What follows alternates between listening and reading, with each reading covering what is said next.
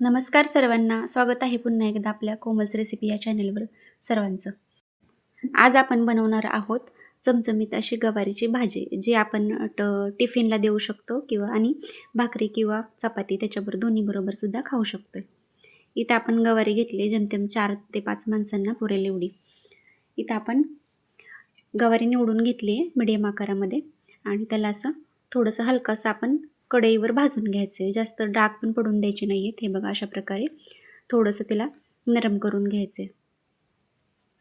गवारी भाजली गेली आहे आपली, एकदम डाग पण पडून द्यायचे नाही आहेत. त्याला काढून घेऊया आपण दुसरीकडं. घरच्या साहित्यात आणि पटकन 10 मिनिटात होणारी रेसिपी आहे ही. टिफिनला देऊ शकताय तुम्ही. एकदम घट्टही नाही आणि एकदम ग्रेव्ही पण नाही आहे. इथं आपण 1.5 पळी तेल घातलं आहे कढईमध्ये. एक मीडियम आकाराचा कांदा आपण इथं चिरून घेतलेला होता, तो तेलात आपण टाकायचा. तेल तापल्यानंतर कांदा चांगला आपल्याला लाल असा भाजून घ्यायचा. कोणत्याही भाजीत चांगले मसाले भाजले गेले तर त्या भाजीला सुद्धा चव चांगली उतरते. हे बघा या प्रकारे कांदा आपला बऱ्यापैकी लाल झालेला आहे. आणि आता आपण इथं एक ट्रिक वापरूया. मसाले घालण्याऐवजी आपण गवारी घातली तेलामध्ये आणि कांद्यामध्ये. अशा प्रकारे गवारी केली तर त्याला अजूनच खूप छान चव येते. तेलामध्ये आणि कांद्यामध्ये आपण या गवारी आहे ती आपण चांगली अशी परतून घेऊया. आपण भाजून घेतली होती तेव्हा 2-3 वेळा धुवून घेतली त्या गवारीला, म्हणजे गवारीवरची काही धूळ किंवा घाण बसलेली असेल तर ती निघून जाते. शक्यतो ही पुणेरी गवारी आहे त्यामुळे याच्यावर काही कूस वगैरे नसते. जी गावरान गवारी असते त्याच्यावर कूस असते, त्यामुळं ती भाजून धुतली तर अधिकच चांगली लागते. हे बघा अशा प्रकारे परतून घेतले. इथं आपण टाकले 1 चमचा लाल तिखट, 1 चमचा गरम मसाला, 1 चमचा धनेपूड आणि लाल कश्मीरी पावडर अर्धा चमचा. सगळे मसाले आपण वरून टाकलेले आहेत आणि चांगलं परतून घ्यायचे, भाजून घ्यायचे या मसाल्यामध्ये.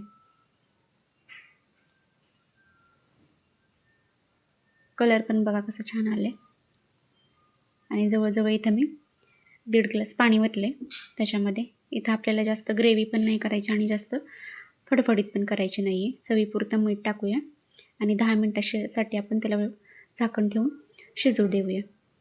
हे बघा अशा प्रकारे शिजलेले आहे आपली गवारी, पण पाणी काही अजून आटलेलं नाही आहे त्यातलं.